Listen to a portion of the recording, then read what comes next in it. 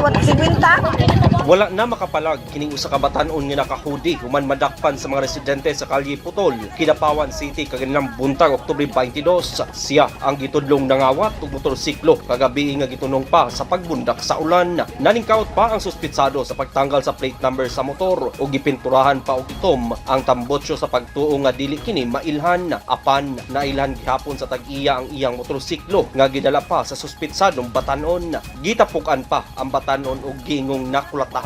Nakalma lang ang sitwasyon diyang miabot na ang mga pulis sa lugar. Gisakay sa patrol car ang suspitsado ug ang motorsiklo ug didto na kini sa estasyon sa pulis sa Kidapawan City kuhaon sa tag-iya. Sumala sa kapulisan, imbestigahan nila og maayo ang batan-on aron masuka kung aduna pay kini koneksyon sa mga nangawala nga motorsiklo sa Kidapawan City.